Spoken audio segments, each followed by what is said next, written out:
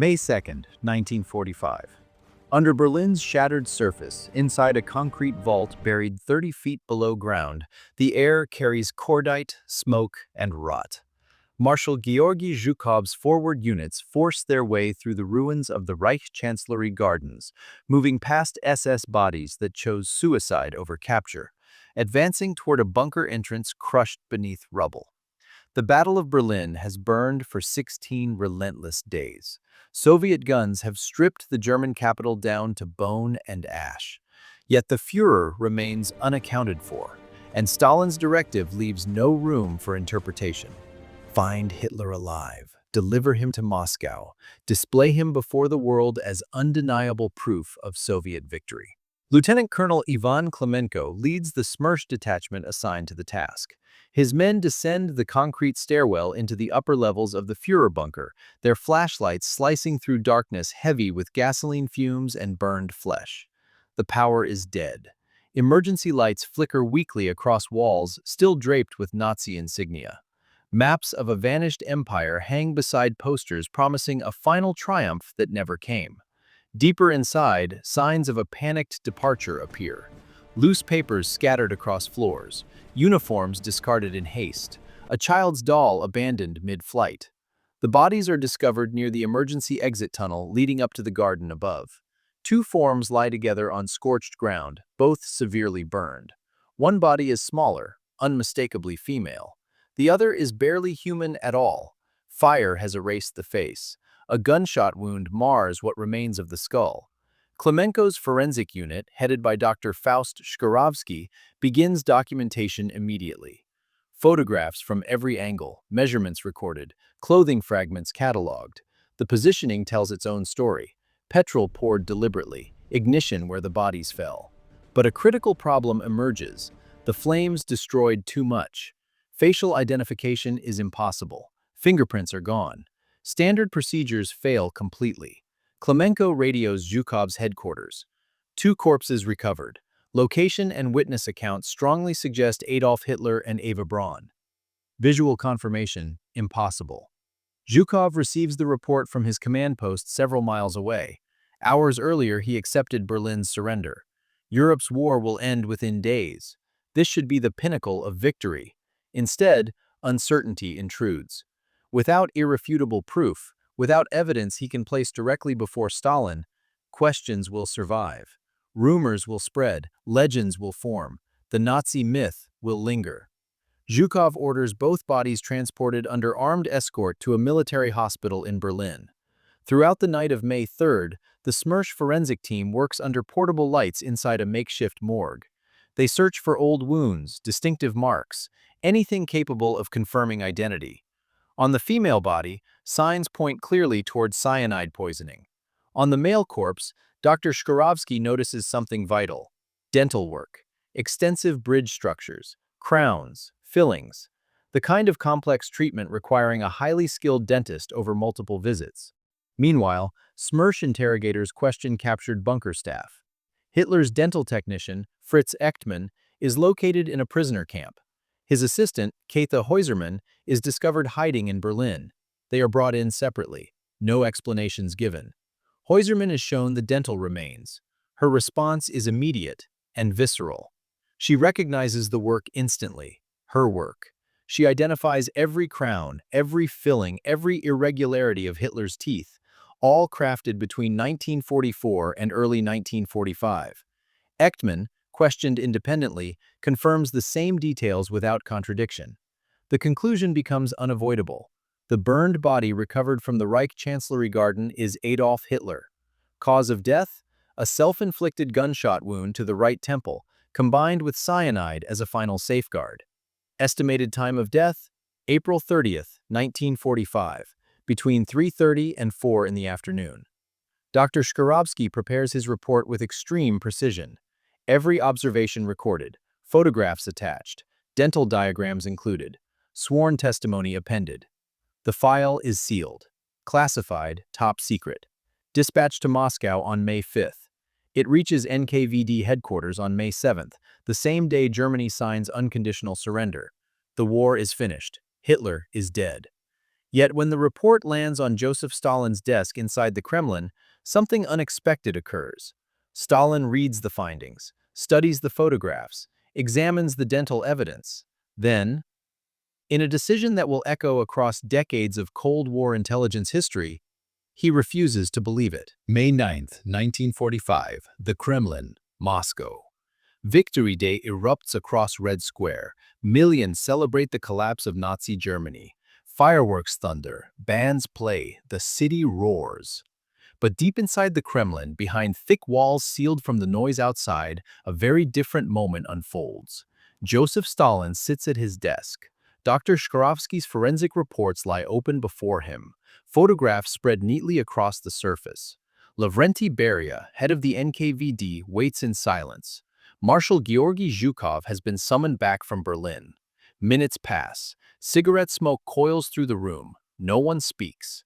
When Stalin finally does, his voice carries absolute authority, and something far more dangerous. He does not accept the conclusion. Hitler, he insists, is not dead. Dental proof means nothing. Teeth can be altered, records can be forged, bodies can be substituted. The Nazis, masters of deception, would never allow their Führer to die cornered underground like a trapped animal. The burned corpse, Stalin declares, exhales sharply is a double, a sacrifice, a carefully staged illusion designed to cover Hitler's escape. Zhukov responds methodically. Two separate dental witnesses, interrogated independently, no chance of coordination. The timeline aligns perfectly with bunker testimony.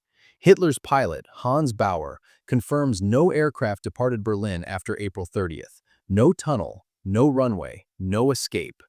Stalin dismisses every point with irritation. He claims intelligence reports placing Hitler in Spain, in Argentina, possibly aboard a submarine from the Baltic coast. The Americans and British, he says, are far too eager to declare Hitler dead. That eagerness suggests concealment. Perhaps they captured him. Perhaps they intend to use him. Perhaps Moscow is being deceived. This is not logic. This is suspicion weaponized. Beria recognizes the direction instantly. He adapts without hesitation. Additional investigation, he suggests. More forensic work, more witnesses, continued searching. Stalin agrees, and then adds a final command. The forensic reports will remain sealed. No public declaration of Hitler's death. Officially, the Soviet position will be uncertainty. Zhukov returns to Berlin with orders that defy reality. Find a man already found. Prove a death already proven. Klemenko's Smersh unit resumes operations. The Chancellery Gardens are excavated again. Bunker survivors are interrogated repeatedly. Rumors of submarines, hidden airfields, escape corridors are pursued relentlessly. None lead anywhere. Dr. Shklovsky is ordered to perform a second, exhaustive autopsy. The remains are buried in secret, then exhumed again, moved repeatedly to avoid Allied discovery. On May 8th, inside a temporary morgue outside Berlin, Shklovsky documents every remaining detail. Organs examined, bone measurements taken, scars catalogued. Eva Braun is identified conclusively. Dental records confirm her identity. The male remains yield the same result once again. Adolf Hitler. Death by suicide. Gunshot and cyanide. April 30th, 1945. The second report is even more detailed, anticipating every possible doubt, addressing every imaginable question. It vanishes into NKVD archives. Stalin never responds. On June 9, 1945, Stalin shocks Western leaders by publicly suggesting Hitler may have escaped, possibly with Allied assistance. The accusation is indirect, but unmistakable. Trust fractures instantly. The Cold War begins quietly, not with weapons, but with deliberate falsehood. For months, then years, Soviet intelligence chases a ghost. Hundreds of officers follow false leads across Europe and South America. Western agencies do the same. All the while, Hitler's body remains in Soviet custody, examined again and again, as though repetition might rewrite truth. In 1946, the remains are transported to a Soviet military base in Magdeburg, East Germany. They are buried in an unmarked grave known only to a select few. Dental records and autopsy files remain locked away. In 1953, Joseph Stalin dies, taking his delusion with him. His successor, Nikita Khrushchev, reviews the files and immediately understands the reality. Acknowledging the truth would mean admitting Stalin lied for years. It would mean confessing the Soviet Union wasted immense resources hunting a dead man. And so, the lie survives. Through the 1950s and deep into the 1960s, ambiguity becomes official doctrine. Soviet representatives offer shifting answers whenever Hitler's fate is questioned. At times, they imply death. At others, escape. Often, silence. The uncertainty feeds the world's imagination. Conspiracy theories multiply. The idea of Hitler vanishing into exile proves far more compelling than the reality of suicide in a bunker. Inside Soviet intelligence, the contradiction hardens into routine. Analysts who have read the autopsy reports and studied the dental charts continue investigating sightings they know are false. Paperwork accumulates, files expand. The lie sustains itself through sheer bureaucratic momentum. By 1968, the cost becomes impossible to ignore. The KGB, successor to the NKVD, faces growing credibility problems within the global intelligence community. Western agencies already accept that Hitler died in Berlin. Soviet ambiguity only undermines trust. KGB chairman Yuri Andropov orders a comprehensive internal review of every Hitler-related file. Analysts compile everything: original autopsy reports, dental identifications, witness statements, records of repeated examinations. The conclusion is absolute. Unchanged since the first week of May 1945, Adolf Hitler died by suicide inside his bunker on April 30th, 1945. The dental identification is conclusive. The Soviet Union has possessed definitive proof from the beginning. Everything afterward was theater, constructed around Stalin's paranoia. Andropov presents the findings to the Soviet leadership. The political calculation is delicate. Admitting the truth means acknowledging decades of deliberate deception. But continuing the lie no longer serves any strategic purpose.